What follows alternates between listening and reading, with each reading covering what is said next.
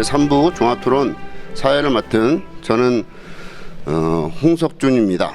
목포대학교 도서문화연구원장을 맡고 있습니다. 오늘 섬 미래 국가발전의 동력이라는 주제로 종합토론을 하도록 하겠습니다.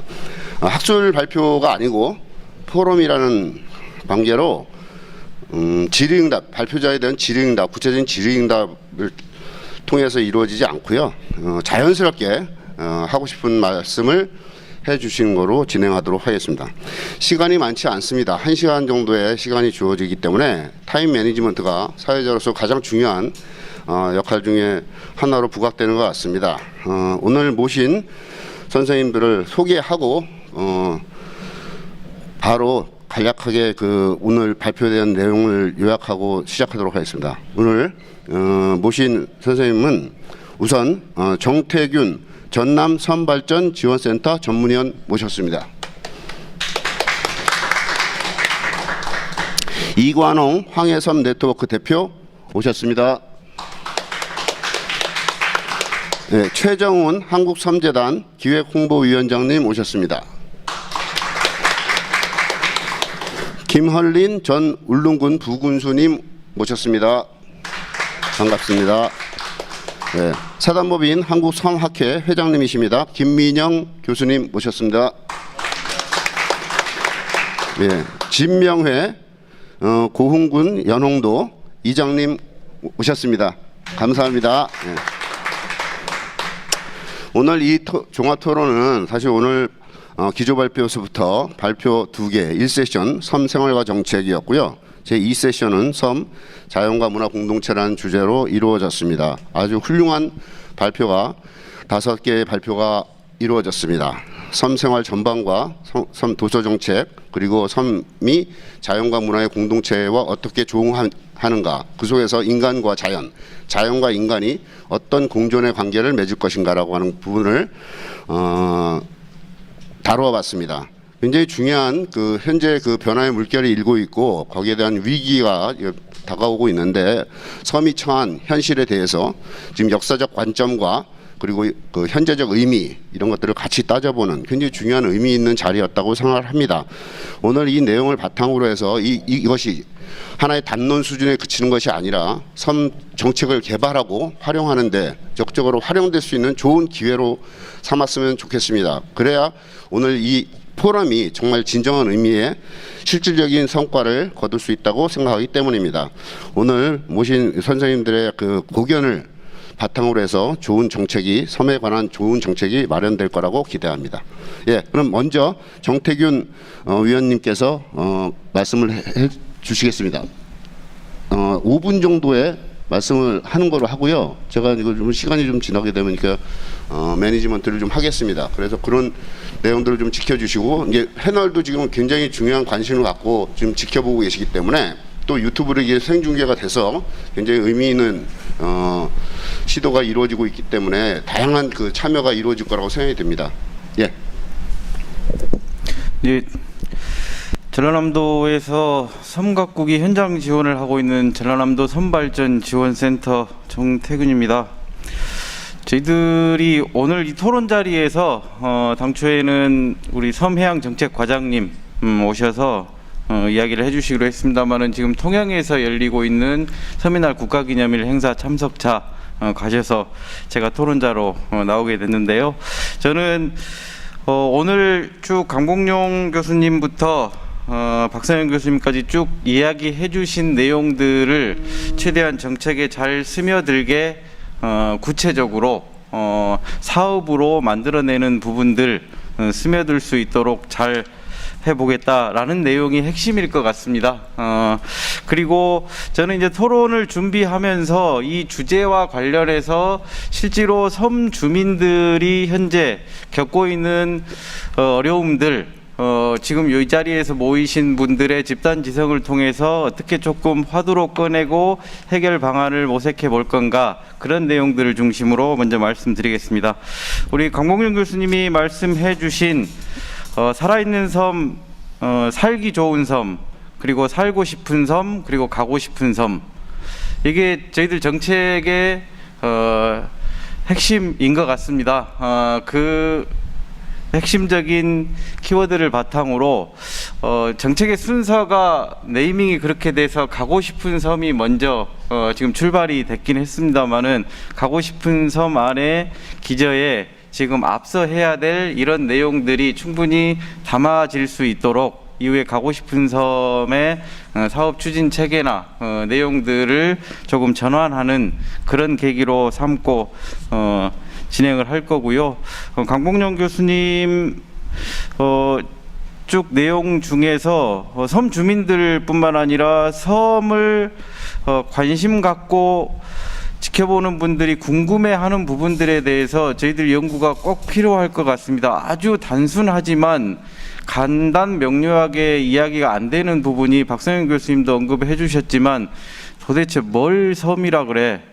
라고 하는 부분들 정말로 설명하기 어렵습니다. 이런 부분들에 대한 기준을 조금 간단 명료하게 그냥 사전적 의미의 사방이 물로 둘러싸인 육지 이것 가지고 섬의 개수 설명이 안 됩니다. 지금 전라남도에서 통계를 삼고 있는 기준의 세계 네 번째로 많은 나라가 우리나라지만 실제로 다른 통계는 또 그렇지 않고 있습니다. 그래서 저희들이 조금 섬의 정확한 기준 초등학생부터 대학생들까지 섬은 이런 거다라는 명확한 좀 기준을 마련해야 되지 않을까. 이게 지금 어느 중앙부처에 물어봐도 부처마다 다른 게 현실입니다. 그래서 전라남도에서 통계를 내는 것조차도 저희들도 문의가 오면 애매모호하게 답변을 해야 될 수밖에 없는 그런 상황인 거 아주 간단 명료하지만 조금 저희들이 연구 차원에서도 반드시 이 개념 정리를 명확히 해야 된다라는 부분들을 조금 먼저 말씀드리고 싶고요. 이 부분은 섬 주민들도 마찬가지십니다. 이거는 도서개발촉진법 상의 섬하고 그다음에 실제로 섬의 기준 그래서 실제로 가고 싶은 섬 사업 공모를 하는데 연육된 섬 제외가 공모 기준입니다. 그 연육된 섬 기준에 우리는 그래도 아직 섬인데 왜 빼냐라는 부분들도 있으시고요. 그 연육의 기준이 차가 못 들어가는 인도교가 과연 연육으로 볼 것인가 이런 부분들에 대해서 주민들도 조금 애로사항들이 있습니다. 좀 명확하게 개념 정리를 해야 될 것 같고요. 두 번째 우리 최현희 사무장님 발표 참 잘해 주셨습니다. 최현희 사무장님 연홍도가 가고 싶은 섬 사업 중에 안팎으로 좀 사례가 되는 섬입니다. 그간 이장님을 비롯해서 사무장님 참 애써 오신 결과이신데요. 이거는 자연스럽게 지금 이 자리 참석하신 진명혜 이장님이 좀 답변을 해주셨으면 좋겠는데 가고 싶은 섬 사업은 기존의 관주도 사업에서 주민 참여형 사업으로 조금 전환을 해보고자 하는 그런 사업이었습니다. 근데 실제로 그렇게 되기가 참 어렵죠. 근데 그나마 우리 고흥의 연홍도는 주민과 고흥군과 심지어 고흥 연홍도 분들이 주무관한테 자네가 몇 시간이요 이런 용어를 하십니다. 그 정도로 돈독하시다는 얘기죠. 그래서 이 행정과 주민 간에 어떻게 협업을 만들어 오셨는지 얘기를 우리 진명혜 이장님께서 좀 해주시면 좋을 것 같고요. 세 번째 우리 김용 국장님 정말로 많은 분들이 이 혐오와 섬에 대해서 정말로 섬 주민들 좀 아파하시고 안타까워하십니다. 정말로 이 연구 주제나 내용들 참 저희들이 좀 더 깊이 가지고 연구해서 적용시킬 수 있는 정책을 좀 만들어 볼 거고요. 하나 더 이제 좀 부탁드리고 싶은 것은 섬 주민들이 방송 촬영에 피로감이 높습니다. 혐오도 있지만 희화화도 상당히 많습니다. 특히 섬을 다룰 때 지금 저희 센터에 제일 많이 전화 오는 쪽이 나는 자연인이다와 같은 이런 버전이에요. 섬에서 이런 걸 찍고 싶다. 정글의 법칙을 해외 못 나가니까 섬에서 이런 걸 찍고 싶다. 섬을 그렇게 예능의 소재로 활용하고 있습니다. 그래서 섬 주민들도 우리 섬은 그런 곳이 아니야. 그래서 아예 방송에 대한 피로감이 높아서 좀 닫아버리기도 하고요. 섬을 지나치게 우스꽝스럽게 조금 표현하기도 하고 이런 부분들에 대해서 희화화에 대한 내용들도 이후에 같이 좀 고민해 봐야 될 부분일 것 같습니다. 그리고 요시다 선생님께서 말씀해 주신 세계 자연유산 섬 그래서 이제 홍성기 선생님이 이사장님이 답변해 주시면 더 좋을 것 같은데, 저희들도 섬 자체를 일정 부분 유네스코까지는 아니어도 국내에서 섬 유산 혹은 뭐 섬 문화유산 뭐 이제 이렇게 조금 시도를 해보려고 한 적도 있습니다. 그래서 일본 사례나 혹은 국내에서 이런 움직임들 어떻게 진행되고 있는지 조금 말씀을 해주시면 좋을 것 같고요. 우리 박소영 교수님이 회복력이라는 아주 좋은 주제를 이야기를 해주셨습니다. 전남도하고 여러 가지 이제 정책 부분에 있어서 긴밀하게 지금 일을 하고 계신 박소영 교수님이신데요. 지금 이 리질리언스라는 어떻게 보면 아직까지는 저희들 정책에서도 마이너리티한 스트림입니다. 핵심까지는 못 올라왔고요. 이게 조금 더 메인스트림으로 넓혀갈 수 있도록 더 제안들을 좀 많이 해주셨으면 좋겠고요. 하나 더 좀 추가하고 싶은 게, 지금 섬의 문제, 섬 주민들이 이야기하시는 문제 중에 지금 이해 충돌이 되고 있는 부분들이 섬의 학교 부분입니다. 교통이나 의료, 문화 이런 부분들은 점점 여러 가지 제안들을 통해서 정책적 대안들이 나오는데 학교만 가면 막혀요. 학교 부지를 활용하고자 하는 취약 연령 아동이 있지 않는 어르신들하고 학교를 보내야 하는 젊은 분들, 실제로 많은 데가 휴교가 되고 폐교가 됩니다. 딱히 대안은 없어요. 그래서 이 회복력의 부분에서 이 학교 문제는 아주 중요한 이슈인 것 같습니다. 이 학교 부분에 대한 연구가 더 필요할 것 같고요. 끝으로 저희들이 이제 그 섬과 관련돼서 회복력이나 아니면 섬 정책과 관련해서 여러 사례들이 발굴이 되고 제시가 되고 있습니다. 그와 더불어 이 지속력을 위해서 사례가 실화가 될 수 있도록, 사례가 사례로만 남지 않도록 현장에서 더 열심히 섬 주민들을 위해서 지원하도록 하겠습니다. 이상 토론 마치겠습니다. 네, 감사합니다. 전체적으로 섬 미래 국가 발전의 동력이라고 하는 주제에 대한 전반적인 내용들을 훑어서 말씀을 드렸다고 생각이 듭니다. 의미 있는 질문들 형식을 좀 띠고 있지만 실질적으로 우리가 다 고민을 해야 될 그런 문제가 아닐까 싶네요. 사실 섬에 대한 개념 정의부터 시작을 했고 기준에 대한 문제를 말씀하셨는데, 사실은 강봉영 교수님이 기조발제에서 얘기를 많이 하셨다고 생각이 들었지만, 그럼에도 불구하고 좀 더 영역했으면 하는 그런 식의 바람이 담겨 있는 그런 내용이었다, 이렇게 생각이 됩니다. 그럼 이어서 이관홍 대표님께서 토론해 주시겠습니다. 네, 안녕하십니까. 방금 소개받은 황해섬 네트워크의 이관홍입니다. 먼저 섬의 날을 맞아서 섬 미래 포럼에서 기획하고 주관한 목포대학교 도서문화연구원 그리고 섬재단 관계자께 먼저 감사드리고요. 여러 발제자들께서 발표해서 이렇게 한 내용을 가지고 들으신 바와 같이 섬이라고 하는 것이 역사적으로 낙후되어 있었으며 정책적으로 후순위에 밀려 있었습니다. 그런 어려운 가운데 목포, 전남을 중심으로 해서 섬의 날을 제정을 하고, 또한 섬 발전을 위한 섬진흥원 설립에 이루어갈 수 있다는 것을 먼저 이렇게 치와 감사의 말씀을 드리고요. 제가 거주하고 있는 인천 지역도 전라도의 섬 지역과 마찬가지로 본토에 비해서 정책적으로 소외되어 있습니다. 그렇기 때문에 여러 발제자께서 제시한 내용에 충분히 공감을 하고 있으며 함께 머리를 맞대고 발전할 수 있는 방향을 이렇게 모색해야 할 것이라고 생각합니다. 그런 관점에서 김봉영 교수님께서 말씀하신 두 가지 주제 가운데 한 가지인 여객성 공영제는 굉장히 이렇게 중요한 문제라고 생각을 합니다. 인천도 마찬가지고요, 다른 지역도 마찬가지일 거라고 생각하는데, 교수님께서 말씀하지 않은 게 한 가지 있는데, 그거는 비록 이렇게 공약으로 나와 있지만 공영제가 이루어지지 않은 가장 큰 제한점이 무엇이 있는지, 그리고 이걸 극복하기 위한 방향이 무엇인지 혹시 그걸 이야기를 해서 우리가 함께 공유했으면 좋겠고요. 그래서 함께 이루어 나갔으면 합니다.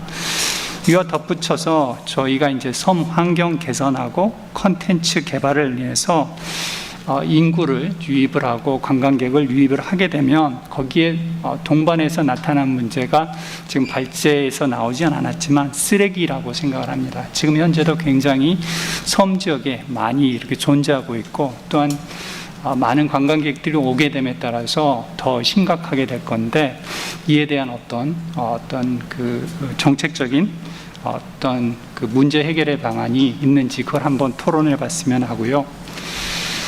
그리고 최은희 사무장님 정말 잘 하시는 것 같아서 부럽습니다.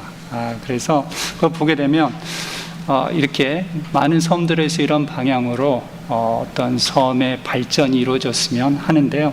근데 이제 한 가지 이제 저희가 경험한 바에 의하면 잘 되는 곳이 있는가 하면은 어떤 곳은 서로 이렇게 싸우기도 하고 잘 안 되고 그러거든요. 그래서 제가 지금 여쭤보고 싶은 것은 어떻게 했을 때 어떤 리더십에서 이게 이루어졌는지 아니면 이 어떤 수익 구조가 어떻게 되는지 많은 분들이 함께 모여서 뭘 하게 되면 분명히 수익이 있어야 될 거거든요. 수익을 어떻게 나누는가 거기에 대한 어떤 지역 주민들의 어떤 공감대가 형성이 돼야지 불협화음이 나지 않는데 어떤 지역은 어촌계장과 이장의 중심으로 해가지고 자기들의 이익을 추구하는 방향이고 다른 분들은 그냥 이렇게 무시하는 그런 거기 때문에 상당히 문제가 있다고 생각을 합니다. 그래서 이렇게 왜 이렇게 잘 되는가 하는 걸 함께 공유할 수 있었으면 하고요.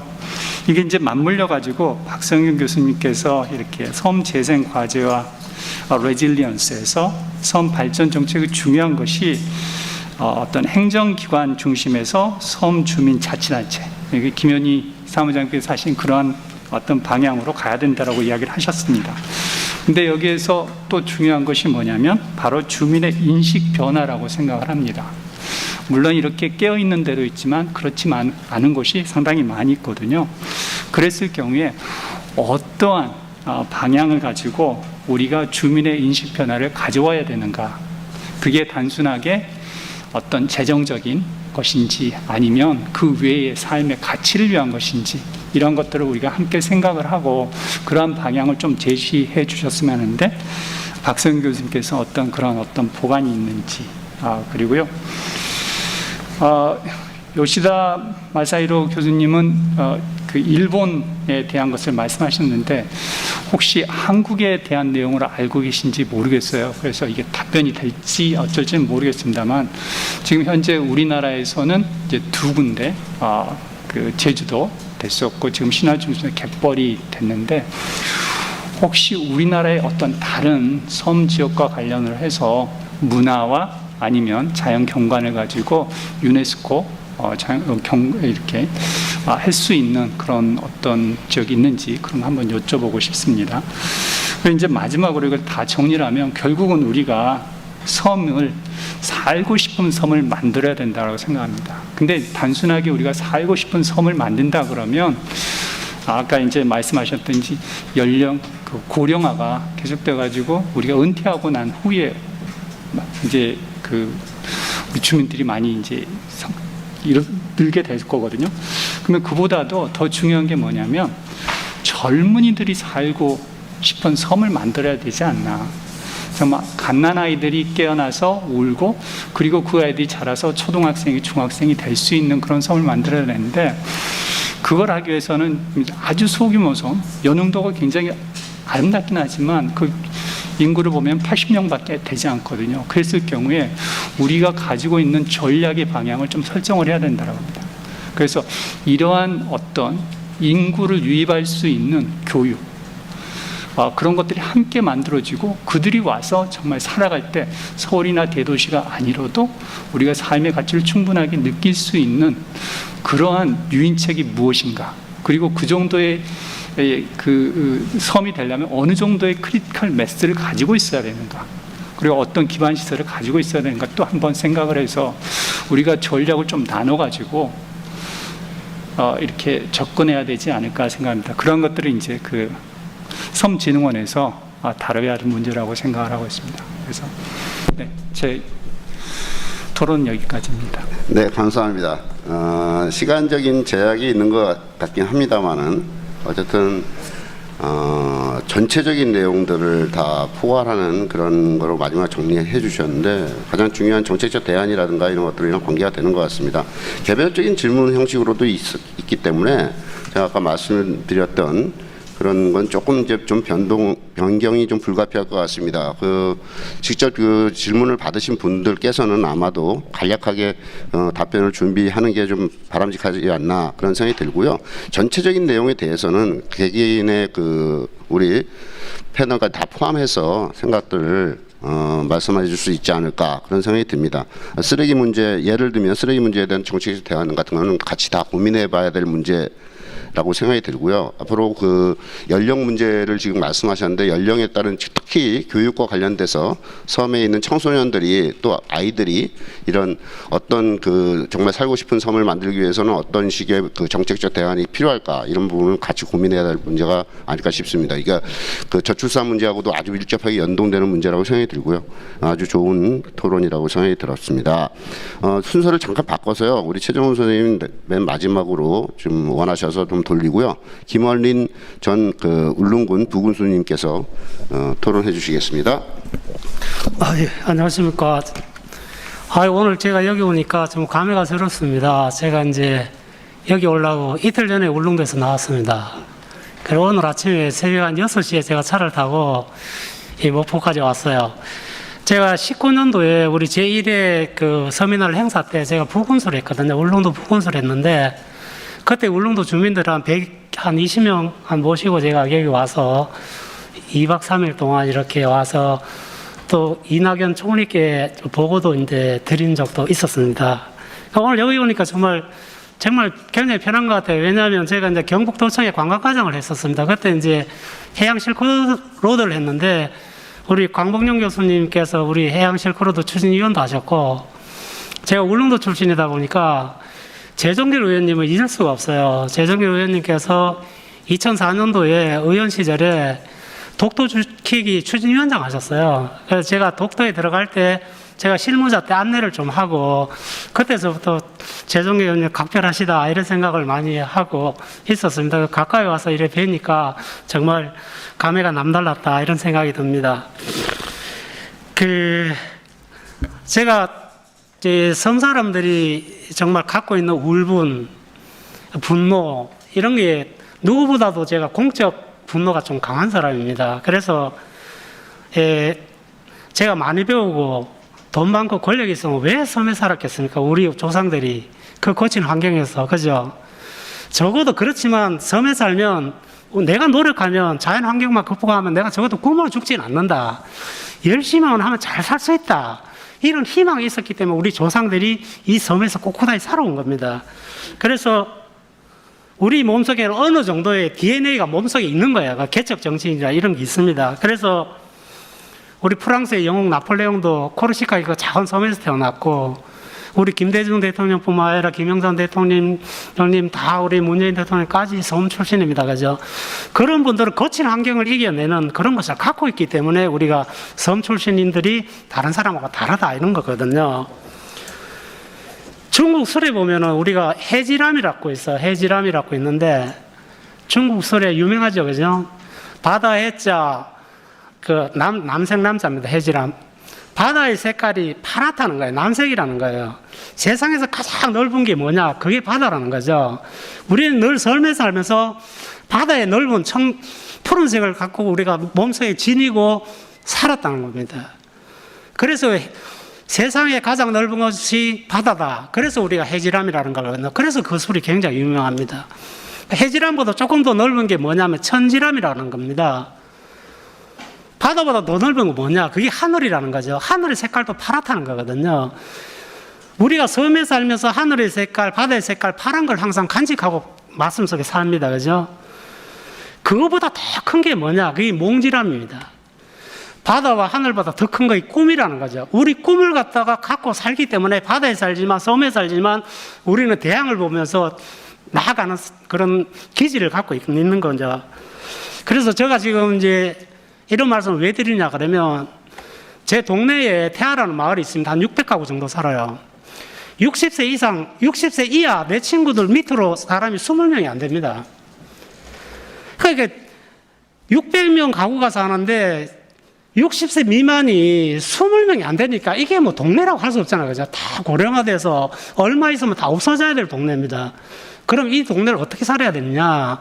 그래서 저는 늘 그런 사람을 생각을 합니다. 이 섬을 살리는 방법은 젊은 사람들이 많이 올 수 있도록 해야 되거든요. 젊은 사람이 올 수 있으면 돈이 돼야 되잖아요. 직장이 돼야 됩니다. 그래서 우리가 지금 4차 산업혁명 시대를 살아가고 있습니다. 4차 산업에서 우리가 섬의 가치가 부각되어야 되거든요. 우리가 메타버스라든지 제페토라든지 탄소제로라든지 AI라든지 인공지능이라든지 이런 많은 것 자원들을 우리 테스트베드 역할을 갖다 할 수 있는 것이 섬이거든요. 왜? 비용이 많이 안 들고 효과적인 산업으로 발전시킬 수 있다. 그렇기 때문에 우리가 그런 사업이 필요하다는 거죠. 그런 걸 갖다가 좀 했으면 좋겠다 이런 겁니다. 제가 울릉군에 2008년도에 제가 7년도에 울릉도에 과장을 갖다가 도에서 가가 잠깐 했었습니다. 그때도 전국에서 이제 독도 문제가 항상 나오면 뭐 우리 총리님부터 시작 장관님하고 의원들 오셔갖고 막 골기대회 한번 하고 그냥 싹 하고 그다음 사라집니다. 그죠? 이런 식으로 해서는 안 된다는 거죠. 그래서 제가 공무원 독도 아카데미라는 프로그램을 만들었어요. 전국에 있는 공무원들이 와서 2박 3일 교육하고 돌아가는 프로그램을 만들었는데 아직까지 해석합니다. 왜냐 그러면 2박 3일 동안 공무원들이 오니까 전국에서 공무원들이 오니까 자기 비용은 안 들이잖아요. 엄청나게 많이 몰려옵니다. 서로 올라 그럽니다. 공무원들이 오면 나갈 때 그냥 안 갑니다. 기본적으로 물건을 5개 사가요. 자기 상관들 줄 거, 사무실에 줄 거, 집에 거, 처갓집에 갈 거, 친한 사람 나눠 먹을 거 이래서 경기가 무지무지하게 부양이 돼요. 그러면 그 경기가 부양이 되면 젊은 관광객들이, 여행사들이, 종사할 사람들이 새롭게 탄생이 되는 겁니다. 그죠? 그래, 그런 산업을 하면서 제가 공무원으로서 이거 정말 자긍심을 느꼈습니다. 그래서 울릉도가 이제 그동안에 제일 어려운 게 이제 교통, 교육, 의료잖아요. 섬이라는 게. 근데 우리가 이번에 9월 16일부터 울릉 크루즈라고 2만 톤짜리 배가 다닙니다. 제가 거기 상임 고문으로 있는데 이제 울릉도에 들어가는 배가 이제 날씨에 따라서 관계없이 태풍 아니면 전천후력선이 됩니다. 우리의 삶의 수준이 그전에 높아지니까 배 하나가 들어오면서 고용 창출이 한 150명 정도가 됐어요. 그래서 저희들이 고용노동부로부터 인건비도 받고 이렇게 하는데 젊은이들이 자기 꿈을 펼쳐서 성공할 수 있는 기반들이 작은 섬에서 얼마든지 할 수 있다. 그 테스트베드까는 분명히 할 수 있는데 이걸 갖다 정책적으로 좀 잘 엮어주지는 못한다. 그래서 제가 이제 작년 말에 이제 퇴직을 하고 이런 걸 좀 정책적으로 좀 만들고 싶어서 제가 어떤 그런 길을 좀 가고 싶었습니다. 앞으로도 제가 뭐 할 얘기는 정말 많습니다만 다른 분들도 계시고 하니까 이런 관련해서 우리가 정책을 입안한다든지 법을 뭐 제정한다든지 아니면 조례, 시군조례도 있고 도조례도 있잖아요. 그런 걸 좀 만들어서 예산 많이 안 듭니다. 실질적으로 의지만 있다면 우리 섬을 살리고 젊은이들 올 수 있는 그런 지역을 만들 수 있다. 이렇게 생각합니다. 예, 이상입니다. 네, 감사합니다. 가장 중요한 키워드가 분노인 것 같아요. 섬 사람으로서의 그 분노를 바탕으로 한 실무 경험을 바탕으로 해서 지금 중요한 얘기를 하셨습니다. 여러 가지 변수를 얘기하면서 결국은 섬 사람들이 제대로 살기 위해서는 자긍심을 가져야 되고요. 그런 것들에 대한 여러 가지 경험이 지금 불리하고 어려운 환경이지만 그걸 바탕으로 해서 꿈을 실현할 수 있는 그런 기회로 삼아야 된다라고 하는 단순히 추상적인 단어가 아니라 그런 구체적으로 실제 공무원으로서 실무를 담당하시면서 느꼈던 여러 가지 얘기들을 아주 간략하게 의지를 실어서 말씀해 주셨다고 생각합니다. 잘 반영이 됐으면 좋겠습니다. 우리 섬 정책을 만들 때 이런 분노라고 하는 감정적 요소라든가 이게 굉장히 중요하거든요. 우리가 그냥 말로 주민들의 삶의 질이라고 얘기하는 게 아니라 이것이 실제 분노와 애탐과 한스러움 이런 것들이 깔려 있는 부분을 어떻게 과연 긍정적 에너지로 시너지로 만들어낼 것인가. 이게 아마 이제 공부하는 사람도 그렇고 시민단체 활동하는 사람도 있고 정부 측에서도 정부라고 하는 이번에 트랙 1, 2, 3라고 하는 개념으로 이제 이루어지는 건데요. 잘 반영이 됐으면 좋겠다는 생각을 다시 한번 해봅니다. 예, 감사드리고요. 그러면 사단법인 한국섬학회 회장님이신 김민영 회장님의 토론을 듣도록 하겠습니다. 네, 안녕하십니까. 오늘 이 서문할 국가기념일을 기념하는 이 포럼인데 이제 미래 포럼이라고 하여서 미래라고 하는 그런 단어에 좀 방점이 있는 것 같습니다. 도서문화연구원 또 그리고 섬재단 함께해서 이 굉장히 역사적인 장소인 이 사막도에서 이제 조만간 섬진흥원도 이제 오게 되면 그야말로 섬에 관한 그런 어떤 연구의 어떤 중심이 되리라고 기대해 봅니다. 특히 오늘 행사를 보니까 굉장히 이 다채롭다라고 하는 생각이 들었습니다. 민, 또 관, 학, 또 언론도 포함이 되어 있었고요. 또 연구원. 이제 그렇게 따진다면 산업 이런 부분들이 조금 없는 것 같긴 하지만 굉장히 다채로운 그런 구성이라고 그렇게 생각이 되면서 오늘 이 기조 발제에서부터 또 그리고 여러 발제들 또 그리고 특히 줌이긴 하지만 일본의 이 발표자의 그 발표 그리고 사실 섬 연구를 놓고 본다면은 1세대들이 이제 이 은퇴가 되고 2세대 또 3세대 이렇게 가고 있는 그런 즈음입니다.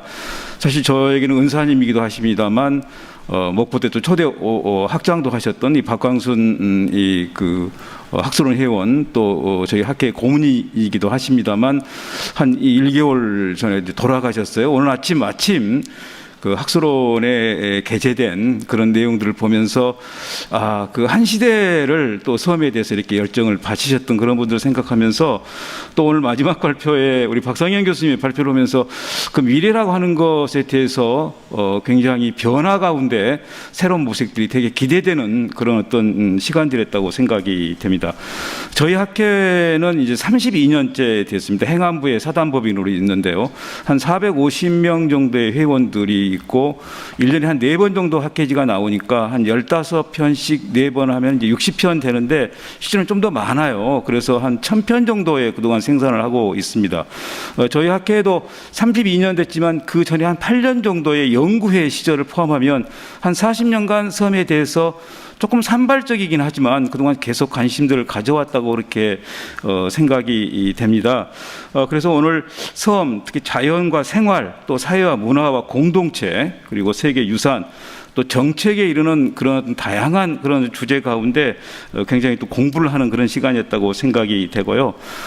저는 곁들여서 어떤 이 과제라고 할까 하는 생각하는 한 5가지 정도를 말씀을 한번 드려볼까 합니다.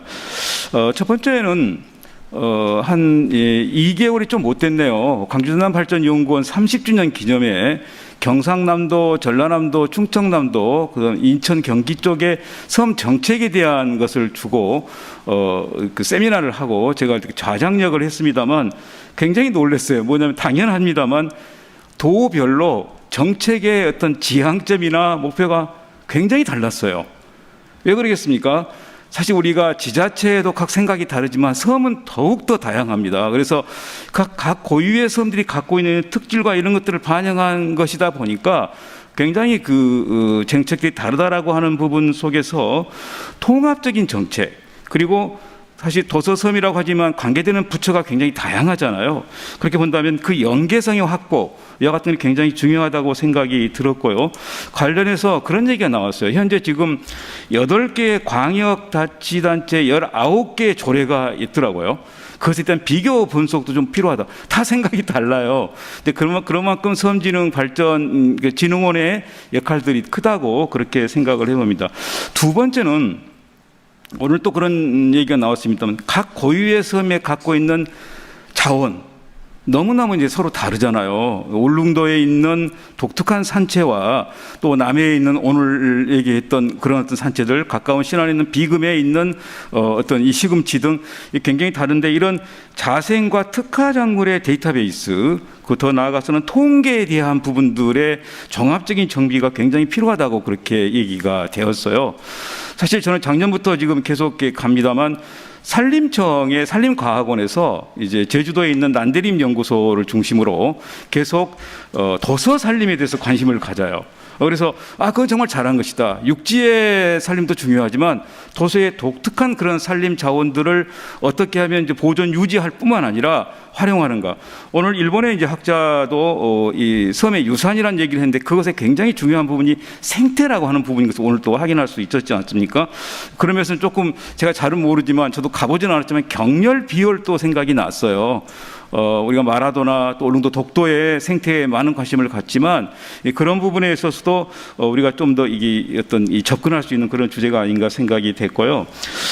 다음 이제 그 이 세 번째는 다음에 제가 말씀드리고 싶은 것은 오늘 특히 마지막 발표에서 나왔던 섬 사회의 변화에 주목을 하시면서 어떤 이 재생과 관련 속에서 회복력을 굉장히 이제 강조를 하셨어요. 그러나 단순한 이것이 회복 복원이라고 하는 그런 관점이 아니라 어떻게 보면 좀 나선형적인 발전을 하는 그런 굉장히 그 어떤 역동성을 가미한 그런 부분 속에서 지속 가능성들을 제시한 저는 박성인 교수님의 그 모델이 되게 좀 인상적이었습니다. 그러나 이것은 하나의 이제 모델이고 이걸 토대로 구체적인 정책 미래도 가까운 미래가 있고 또 5년 뒤의 미래가 있고 10년 뒤의 미래가 있지 않습니까? 그래서 그런 것들을 조금 더 이렇게 더 세분화해 나가고 각 주제별로 놓는 그런 어떤 설정들이 있으면 굉장히 종합적인 틀을 제시하는데 굉장히 의미가 있겠다라고 하는 그런 그 생각이 들었습니다. 그 다음에 저는 그 앞에서도 그 말씀을 드렸습니다만은 이제 한국의 섬이 독특한 섬이기 때문에 마치 우리가 K를 많이 붙인 것처럼 K 아일랜드라고 하는 이런 어떤 측면에서 나아가는 것도 필요하고 오늘 또 섬주민연합회에서도 다녀가셨습니다만 이 섬주민을 포함한 그리고 특히 인식과 의식의 문제를 다룰 수 있는 어떻게 보면 섬교과서 이런 걸 통해서 대국민 홍보 이런 부분들도 좀 어떤 모색해 볼 필요는 있는 것이 아닌가. 물론 그것도 이제 동해와 남해와 서해가 좀 다르긴 합니다만 그런 생각을 하고 마지막으로는 앞에서 잠깐 언급이 나왔습니다만 해양 쓰레기 문제입니다. 사실 저희가 지난주에 국회에서 당초 해양 쓰레기의 자원화와 함께 섬의 에너지 문제에 대한 이제 조금 넓은 의미의 그런 어떤 세미나를 의도했었는데 결국은 비대면으로 행사를 저희들이 했습니다. 거기 핵심은 뭐냐면 육지의 폐 플라스틱이라든가 이런 쓰레기 부분이 한 65% 정도 된다고 한다면 나머지 35%가 주로 이제 해양 섬 쪽에 이제 이렇게 다가오는 거죠. 그리고 특히 그것은 글로벌하게 이렇게 진행이 되지 않습니까? 그래서 그런 부분들을 오히려 이제 처리하는 문제도 중요하지만 그것을 자원화해서 기본적으로 디젤을 추출하는 기술들을 얘기를 하더라고요. 그런데 그 뒤로 가스공사에서 연락이 왔어요. 가스도 추출할 수 있다는 거예요. 그래서 그런 부분은 훨씬 더 섬의 에너지 부분에서 또한 문제라고 하는 거에서 오늘 말씀드린 것은 이처럼 섬은 굉장히 다양한 그런 어떤 이 문제들이 있다고 생각이 됩니다. 앞에서 얘기했던 교육 문제를 포함해서 또 복지와 의료 문제에 관한 부분 그리고 이 말하는 이런 어떤 그 환경과 정말 이 어떤 플라스틱의 문제에 이르기까지 이런 광범위한 문제들을 주제화하는 것이 뭐 저희 학회도 포함됩니다만 연구원 또 재단이 할 일 또 여기 계신 분들의 함께 고민해야 할 지점이 아닌가 그렇게 생각이 봅니다. 감사합니다. 네, 워낙 중요한 문제를 다 지적해 주셔서 제가 끊지를 못했습니다. 사실은 중요한 5가지 지금 말씀은 전부 다 중요하죠. 특히나 원래 이제 우리 김민영 회장님은 경제학이 전공이신데 그 경제학의 범위를 굉장히 많이 넓히시고 있는 것 같아요. 지금 현재 얘기되는 사회과학 전반에 대한 어떤 의미라든가 이런 것들에 대해서 말씀을 해주셨고 특히나 과학기술이라든가 해양 쓰레기라든가 이게 생태 문제, 환경 문제 이런 것까지 다 연결시켜서 우리 섬을 대상으로 해서 굉장히 많은 변수들을 고민해야 되고 그것을 실제 연구, 조사 그리고 교육이라든가 이런 것들 통해서 풀어내야 된다. 특히 홍보까지도 말씀해 주셨기 때문에 오늘 사실 우리가 놓쳤다고 하는 부분들이라고 한다면 사실은 해양 쓰레기라고 하는 부분들의 중요성 처음 말씀하신 분들 이관홍 대표님도 말씀하셨지만 그런 부분들에 대한 얘기들이 이제 앞으로는 더 보완되면 오늘 명실상부한 말 그대로 미래를 얘기할 수 있는 가장 중요한 화두의 하나인 섬의 미래를 우리가 얘기할 수 있지 않을까 그런 생각이 들었습니다. 예, 감사드리고요. 그러면 이어서 그 진명회 고흥연원도 이장님께서 지금 사무장님께서 발표하신 내용을 바탕으로 해서 아마 주로 얘기하시겠지만 전반적으로 의견 주시면 감사하겠습니다. 안녕하십니까. 공군 연홍도 이장 진명혜입니다. 반갑습니다. 이렇게 섬의 날을 맞이하여 섬 미래 포럼에 초대해 주셔서 대단히 감사합니다. 저는 공군 연홍도가 가고 싶은 섬으로 사업으로 많은 발전을 했다고 봅니다. 그래서 관광객들이 많이 오시고 있고 살 집을 찾고 있습니다. 가고 싶은 사업은 끝났지만 시설 운영이라든가 이런 시설 관리 유지비 많이 필요합니다.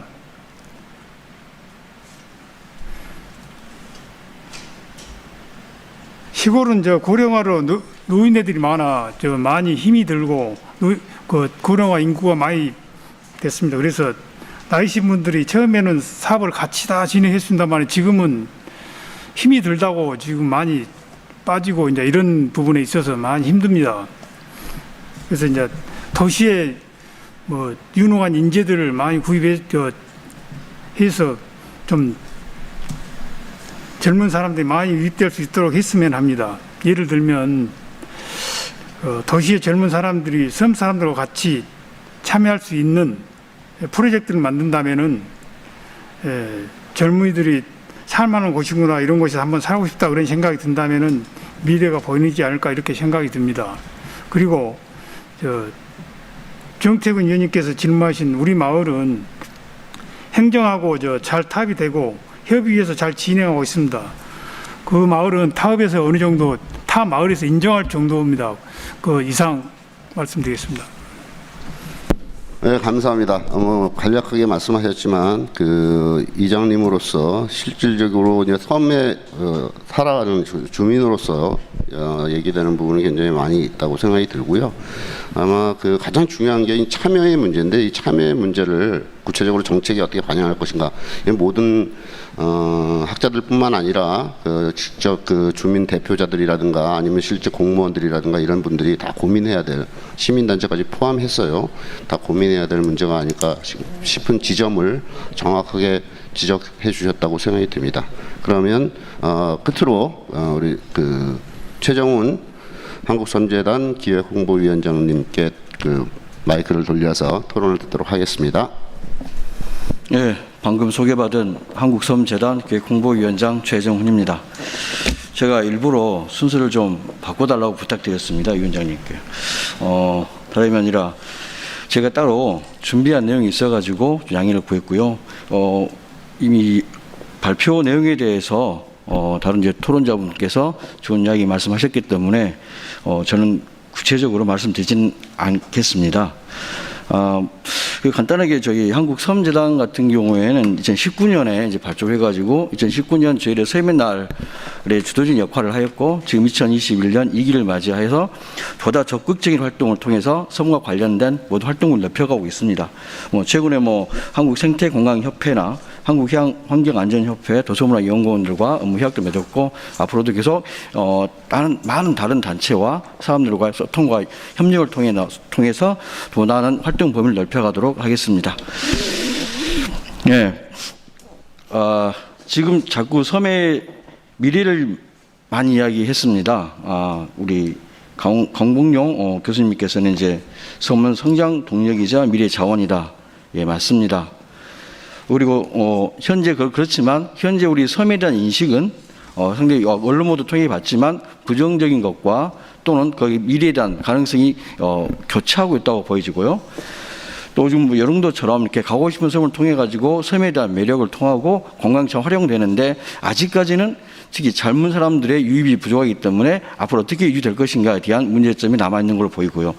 우리 마지막 박성년 박성현 교수님 발표에 보면 리질리언스라는 회복력 문제, 중요한 건 아까 인구 감소 많이 했습니다. 근데 인구가 계속적으로 줄어들고 지금 이제 유인도가 무인도가 되는 상황에서는 이게 어떤 의미를 가질까 싶습니다. 그래서 지금 중요한 건 지금 섬이 계속적으로 유지될 수 있는 그러한 정책이 필요할 거고요. 그런데 지금까지 보면 우리나라 같은 경우에 쭉 우리 경제개발 과정 속에서 보면 돈이 되는 쪽이죠. 상장 가능성이 있는 쪽으로 모두 개발이 축이 완성됐었습니다. 그러다 보니까 상대적으로 섬은 되게 소외됐었고 지금까지도 그렇게 뭐 계속 다리만 놓고 있는 거죠. 섬 주민의 궤적에서 빠져나오고 도시 나오는 것에 대해서는 특별히 정책이 없습니다.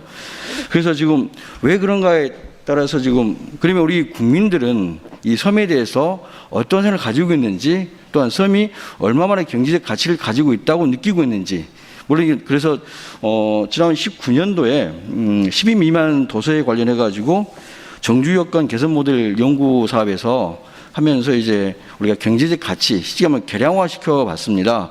물론 이제 굉장히 좀 제한적이고 한계성을 가지고 있겠지만 그 결과에 대해서 잠깐만 소개해 드리려고 합니다. 그 방법을 통해 보면 이제 아까 섬에 대한 정의 나왔지만은 요 12만 섬은 정말 어떤 정의를 통하더라도 가장 확실한 섬입니다. 현재 약 41개 섬이 있다고 지금 19년 현재 이야기 나와 있어 가지고 그 관련 섬을 조사한 과정에서 조사했습니다. 그래서 경제적 가치 추정은 3가지 방법을 사용했습니다. 첫 번째는 이제 실제 섬 거주민들이 바라보고 있는 경제적 가치, 두 번째는 이제 전문가 대상으로 델파이 기법을 활용해 가지고 경제적 가치와 정책 집행의 비용 등을 추정해봤고요. 세 번째는 일반 국민 대상으로 조건부 가치 평가법이라고 하는 비시장 재화의 가치를 이야기할 때 쓰는 방법을 통해 가지고 조사해봤습니다. 그래서 첫 번째 보면 거주민 대상 설문조사를 통해 보면 일단 12만 섬이고 41개 섬이지만 그중에 이제 지역적 안비를 통해 가지고 경남 지역에 한 군데 그리고 전남 지역은 9.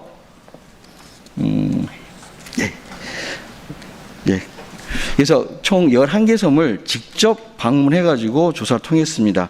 그 결과 거주민 같은 경우에는 미리 직장이 곤란하기 때문에 그들이 정책적 문제로다가 섬에 살지 못하고 육지로 나올 수밖에 없는 경우에 얼마나 비용이 필요한가라는 형태로 질문을 돌려가지고 질문했거든요. 그래 보니까 한 사람당 평균적으로 약 9억 정도가 필요하다. 즉 이 말은 그 사람들이 섬에 살기 위해서는 매년 이주 비용이 9억 정도는 즉 섬에서 가지고 있다, 가치를 지니고 있다라고 평가할 수 있겠습니다. 두 번째 전문가 대상 델파이 기법을 보면 전체 이제 섬 관련 전문가들을 중에 이제 44명 그래서 1차, 3차 설문지를 통해 가지고 계속 이제 처음에 주관식에서 객관식으로 범접시켜 가면서 통해 가지고 나온 결과를 보시게 되면요. 일단 12만 섬이 가진 가치는 해양 영토 유지 및 관리 측면이 가장 높게 나타났고 자연 생태의 보존 및 생물 다양성이 더 가치를 부여하고 있었습니다. 그리고 각 섬당 대략적으로 약 61억 정도의 가치가 있는 걸로 추정이 되고요. 그래서 이런 12만 섬이 무인도가 되는 것을 방지하기 위해서 어떤 정책이 필요한가라고 하는 질문에 생활 기반 시설, 즉 교통, 통신이나 접안 시설 또는 섬의 특화리한 지속적 자생력 확보가 가장 중요하다고 봤고 이러면 이때 매년 각 섬에 평균적으로 약 3억 3천만 원의 비용은 투입할 수 있다라고 나와 있습니다. 평가됐고요. 세 번째로 1만 국민 대상으로 조건부 가치 평가법을 통해 봤을 때 결과만 설명드리겠습니다. 이 중에 전혀 그러니까 본인이 어떤 정책 비용에 대해서 본인이 소득세를 추가 납부할 의향을 물어봤습니다. 그랬을 때 전체 500명을 대상으로 조사를 통했을 때 들어가 보면 나는 전혀 부담할 용의가 없다가 130명이 나와 있었습니다. 왜 의향을 살펴봤더니 왜 그런가 봤더니 이미 납부한 세금을 해결해야 된다. 그리고 이 문제는 중요하지 않다. 그리고 경제 여유가 없다라는 순서가 나왔습니다. 그럼 지불의향 있는 사람들 쭉 살펴봤을 때 가장 필요하다는 사람은 미래 이용 여부는 불확실한 보존이 필요하기 때문에 가장 높게 나왔고 자연환경적 문화적 가치가 있다. 또는 해양 주권 소유 확립이 필요해서 나와 있습니다. 그래서 이 12만 섬의 경제 가치를 추정해 봤더니 대략 5년간 총 지불의사 금액이 약 2,008억으로 요걸 이제 각 섬당 따져보니까 향후 5년간 매년 약 10억 원 정도의 비용은 부담할 수 있다라는 결론에 이르렀습니다. 예, 이상으로 마치겠습니다. 네, 감사합니다. 양적인 그 데이터 이런 부분의 중요성을 환기시키는 게 아닌가. 그리고 그런 부분에서의 의미는 굉장히 중요하다고 생각이 듭니다. 또 전공이 또 전공이니만큼 그런 부분에 대한 것들에 대한 걸 지적해 주셨는데, 그것과 더불어서 양적인 그런 그 실증적 데이터도 중요하지만 그것이 갖고 있는 맥락이나 질적인 그런 식의 평가, 판단 이런 것도 중요한데 같이 이루어졌으면 좋겠다는 생각을 아울러 말씀해 주신 거라고 이해하도록 하겠습니다. 지금 그 유튜브로 우리가 실중계되고 있는데, 온라인으로 거기에 그 우리 장윤기 국장님께서 목포 MBC 국장님이 급한 일이 있으셨나 봐요. 그래서 채팅창에다가 올려주셨는데 제가 읽어드리도록 하겠습니다. 섬의 미래 유익한 행사 고맙습니다. 오늘 가고 싶은 섬 발표하신 고흥 연홍도 협동조합 최 사무장님께 궁금한 점 질문 드립니다. 조그만 섬 연홍도를 전남의 대표적인 가고 싶은 예술의 섬으로 가꾼 주민의 열정과 노력 높이 평가합니다. 궁금한 질문은 아직 결과를 논하기는 이르지만 섬 사업 이전과 이후, 즉 섬 관광객의 증가, 그다음에 그 특산물 판매량 증가, 주민소득 증가 추이 이런 거에 관해서 확보된 자료가 있다면 밝혀주시면 고맙겠습니다. 두 번째는 그 5년 도비 군비 40억 원이 투자된 가고 싶은 섬 사업이 끝났는데 앞으로 군 도비 예산이 더 투입된다면 어느 분야에 중점 투자되어야 하는지 말해주시면 고맙겠습니다. 아주 구체적인 내용에 대한 의미인데요. 이게 사실은 평가랑 관계되는 거죠. 그동안 사업이 굉장히 많고 프로젝트도 많았는데 그 사업과 프로젝트에 대한 성과를 피드백을 해야 된다. 성과 환류라고 하는 개념으로 한다 그러면 어떤 의미를 포착해서 그것을 개선할 수 있는지, 그런 식의 관련된 질문이라고 생각이 듭니다. 말은 굉장히 유하게 하신 것 같은데 내용에 가시가 있는, 그렇죠? 그러니까 그런 면도 생각해야 되죠. 우리가 포지티브한 측면만 얘기할 수 있는 건 아니고 이 부정적인 그런 측면들을 개선하는 것도 굉장히 중요한 섬 정책을 개발 활용하는 데 의미가 있는 작업이기 때문에 그런 것들도 생각해서 임해야 되겠다, 그런 생각을 했습니다. 뭐 구체적인 대답을 하실 수 있으면 하셔도 좋지만 시간 관계상 그게 어려우면 간단하게 좀 얘기했으면 좋겠고요. 저 플로어에서 혹시 그 질문이 있으시면 질문을 받도록 하겠습니다.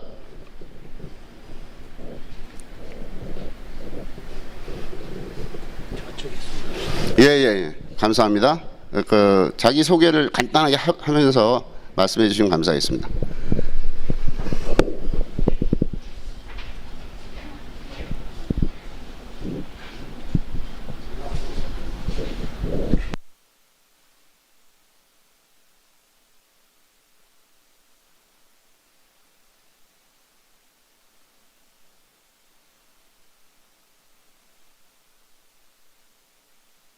안녕하세요. 한국섬재단 그 섬산업위원회 위원장 최완수입니다. 이사 활동하고 있습니다.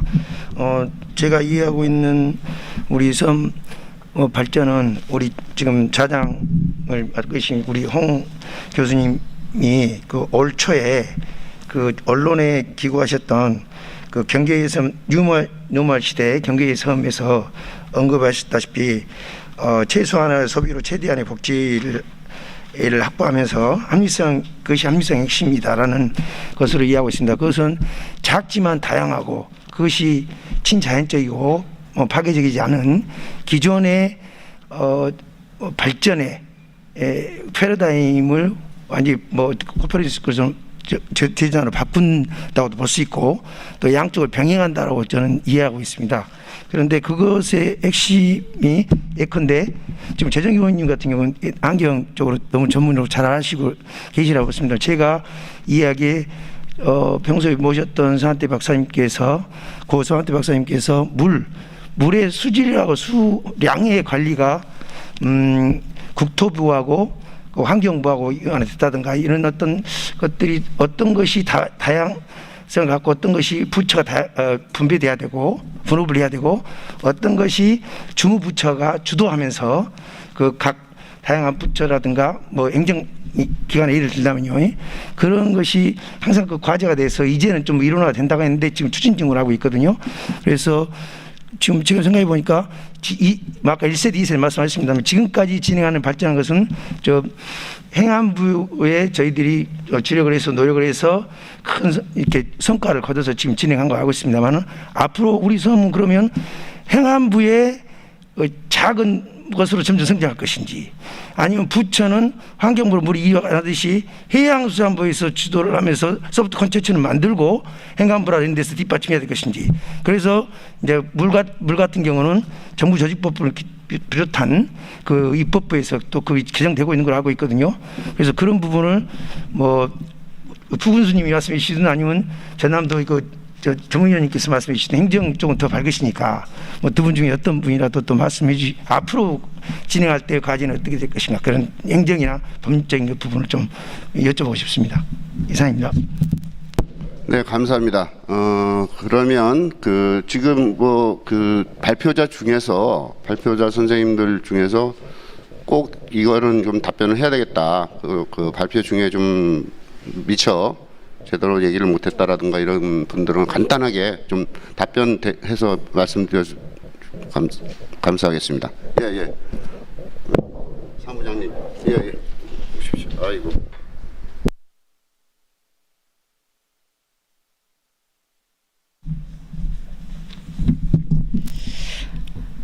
아까 이관홍 대표님하고 또 유튜브로 질문을 해주셨는데요. 저희 마을의 수익 구조나 배분, 그리고 이제 관광객 유입이나 이런 것들이 어떤 식으로 진행되었는지 궁금하신 것 같아요. 근데 저는 아까 발표하시면서 나중에 견학을 오시면은 좀 자세하게 말씀을 드리려고 했는데 이렇게 또 질문을 하시니까 조금만 알려드리겠습니다. 저희가 처음에 이제 이 사업을 할 때 협동조합을 결성을 했어요. 저희가 이제 52가구 정도 됐었는데 이제 그 중에 48가구가 조합원으로 가입을 해가지고 같이 처음부터 교육도 받으면서 사업을 진행을 했습니다. 그리고 처음에는 수익이 별로 없었는데 이제 지금도 이제 크지는 않아요. 하지만은 저희가 이제 도선도 마을에서 운영을 하고 펜션이라든가 마을 식당, 카페, 그리고 공방, 여러 가지 그런 체험거리들 하는 곳이 있습니다. 거기에서 수입을 얻어서 마을 분들에게 그 수익을 이제 가구당 저희가 이제 한 2번 정도 배당을 했어요. 많이는 아니지만 몇십만 원이지만은 그렇게 배당을 하고, 그 외에 그 어르신들 이제 카페나 이런 데서 일을 못 하시는 그런 어르신들은 저희가 이제 둘레길 작업할 때 꽃씨를 뿌린다든가 아니면 칡넝쿨 제거, 풀 작업 이런 거에서 이제 몇 시간 잠깐 일을 하시고 또 일당으로 지급을 합니다. 그때 이제 몇십 명씩 나오시면은 주민들 참여도 되고 협동도 되고 이제 큰 돈은 아니지만 몇만 원씩 또 가져가시면서 또 즐거워하시고 같이 이제 또 시간 되면 식사도 같이 하고, 지금은 코로나 때문에 올해는 못했어요. 하지만 이제 올해는 이제 대신 식사비를 제공을 했습니다. 작년 같은 경우는 1년에 한두 번씩은 꼭 주민들과 함께 식사도 하고 또 어디 이제 바람도 쐬러 가고 그런 일에 이제 썼었고요. 예, 그리고 저희가 이제 그 관광객 증가는 그 전에 2015년 이전에는 거의 관광객이 없다고 봐야 됩니다. 오시는 분들은 마을 주민의 자녀분들 아니면 지인분들 이런 분들이 주로 오셨는데, 지금 저희가 2017년도에 가고 싶은 섬 저희가 행사를 했어요. 그때 오픈을 했습니다. 그전에는 이제 계획 수립하고 이런 걸 했는데 2017년 이후에 관광객 수가 처음에는 뭐 몇천 명도 안 됐어요. 근데 지금은 10배 이상 그 2만 5천에서 3만 정도 되는 그런 관광객들이 지금 오시고 있고, 지금 코로나 때문에 약간 좀 주춤하고 있습니다. 하지만은 내년에는 더 많은 분들이 오실 거라고 생각을 하고, 수입도 저희 카페나 판매소 이런 데서 지금 얻는 수입하고 도선 운영 수입하고 하면 한 1억이 넘는 그런 수입을 지금 창출하고 있어요. 그리고 또 인건비로 거의 나가니까 뭐 다들 아시겠지만은 그렇게 생각하시면 좋을 것 같습니다. 예, 이상으로 답변 드립니다. 네, 감사합니다. 네, 친절한 답변 감사드리고요. 발표자 선생님 중에 정말 또 미흡하다, 이 질문에 대해서는 꼭 좀 답하고 싶다 계십니까? 예. 간단하게 좀 답변 부탁드리겠습니다. 예, 이관원 교수님께서 질문하신 내용 주민들의 인식 변화 측면에서 말씀드리겠는데요. 제가 개인적으로 도시재생 사업 같은 경우나 또 가고 싶은 섬 사업을 관여하면서 가장 중요했던 문제가 주민들의 인식 자체가 어떠한가거든요. 사람들이 좀 위기의식이 있다 보면 뭔가를 해보려는 의식이 있지만 그렇지 않고 전혀 관심이 없는 분들이 되게 좀 있더라고요. 안타까운 현실인데요. 먼저는 지역 주민들이 지역 상황을 정확하게 인식해야 된다는 필요성이 있고, 또 그런 상황에서 한계가 있다면, 주민들 스스로 한계가 있다면 어떻게 보면 조직화 단계에서는 외부의 우수한 자원과 조직과 연계하는 방안도 한번 고민하면서 지역사회가 발전할 수 있는 구조를 만들면 좋겠다라는 생각을 해봅니다. 이상입니다. 네, 감사합니다. 우리가 1시부터 개회식을 하고요. 1시간 동안 개회식 행사를 마쳤습니다. 2시부터 본격적인 그 포럼을 시작했고요. 포럼 내용에 대해서는 5분의 기조 발표 포함해서 5분의 발표가 있었고, 우리 6분의 그 토론을 좀 들었습니다. 사실 가장 중요한 화두 중에 하나가 미래라고 하는 거고요. 섬의 미래는 지금 현재는 우리가 위기를 겪고 있고 변화의 물결 속에 있는데, 이런 상황을 바탕으로 해서 이 코로나19로 특히나 더 어려운 이런 상황에서 섬은 과연 어떻게 생존하고 또 어떻게 발전해야 될 것인가, 이런 문제에 대한 고민들이 있는 것 같습니다. 강봉영 전 원장님께서 섬 미래 국가 발전의 동력이라고 하는 걸 본인이 얘기한 게 아니라 이게 사실은 정부 쪽에서 요구한 건데, 대한민국의 성장 동력이자 미래 자원이라고 하는 그 개념을 잘 활용해야 될 것 같습니다. 다만 이 성장이란 개념이 우리가 발전이란 개념이랑 개발이란 개념을 쓸 때, 특히 개발이란 개념을 쓸 때 굉장히 제한된 의미로 사용되기 때문에 그런 것에 대한 비판적 입장을 우리 발전이라든가 이런 데 넣는다면, 성장이라고 하는 건 영어로 얘기하면 그로스라고 하는 거를 어떻게 디벨롭먼트라고 하는 부분하고 연동시킬 것인가, 이게 과제가 아닐까. 소주성이라고 하는 소득 주도 성장이라고 하는 것이 갖고 있는 한계와 이런 것들을 우리가 잘 봤기 때문에 이런 부분에 대한 성장에 대한 어떤 규모의 성장이라고 하는 것이 갖고 있는 그 허망함, 이런 것들도 생각해야 되고요. 정말 삶의 질이라든가 지속 가능성이라는 것이, 그리고 레질리언스라든가 이런 것들이 진정한 의미를 확보하기 위해서는 섬에서 그런 어떤 정책이 필요하고 어떤 대안이 마련돼야 될 것이 고민을 하게 됩니다.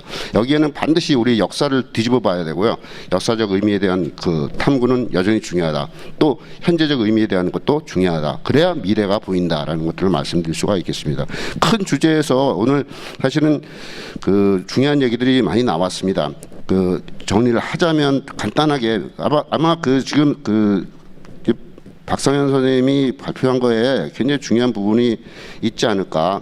그 피드백을 얘기하면서 이 레질리언스를 얘기하면서 적응 순환이라고 하는 개념을 썼거든요. 단순한 회복 탄력성이라든가 탄력성 개념이 아니다. 그래서 포지티브한 피드백이라고 하는 부분하고 연결시켜서 마치 수학에서 메비우스의 띠처럼 이렇게 연동돼서 움직이는 그런 것들에 대한 얘기를 해주셨습니다. 강봉영 전 원장님께서는 기조 발표에서 풍게티 교수님의 그 개념을 활용했거든요. 사실 시스케이프하고 랜드스케이프가 같이 연동된 그런 그 연동된 의미로서의 아일랜드스케이프라고 하는 개념을 말씀하셨습니다. 굉장히 중요한 개념이죠. 원래 이 개념은 사실은 아르준 아파두라이라고 하는 사람이 모더니티 엘 라지라고 하는 책이 있는데, 그게 이제 우리나라에는 고삐 불린 현대성이라는 거로 그 번역이 됐습니다. 거기서 주장했던 스케이프를 갖다가 가지고 와서 지금까지 랜드스케이프에만 국한돼 있었는데, 그것을 에스노스케이프 또 컬처스케이프 이런 개념으로 활용할 수 있다. 우리가 사실은 우리 HK 플러스 목포대학교 도서문화연구원에서 지금 그 추진하려고 하는 그 HK 플러스 사업의 아젠다가 섬 인문지형의 변동과 지속 가능성이에요. 그 인문지형이라고 하는 개념을 사실은 그람시라고 하는 사람이 정치 사상가인데 그 사람의 이론을 가져와서 그 사람이 정치 지형이라는 개념을 썼는데, 우리 이걸 인문 지형으로까지 확장해보자, 이런 식의 개념적 어떤 고민과 그런 것들에 대한 기대, 그리고 앞으로 그런 것들을 제대로 이론화시키려고 하는 그런 노력들, 그런 수고가 여기에 담겨져 있다는 말씀을 드리면서 오늘 종합토론 세션을 모두 마치도록 하겠습니다. 그럼 참여해주신 우리 토론자 선생님들, 그리고 발표해주신 선생님, 그리고 사회를 맡아주신 선생님들, 그리고 이 행사를 도와주신 우리 여러 연구 보조원들을 비롯한 우리 도정문화연구원, 그리고 사단법인 한국섬재단, 그리고 재종길 회장님 다 감사드리고, 여기 참여해주신, 끝까지 자리를 지켜주신 참여자 여러분께 깊은 감사의 말씀을 전합니다. 감사합니다.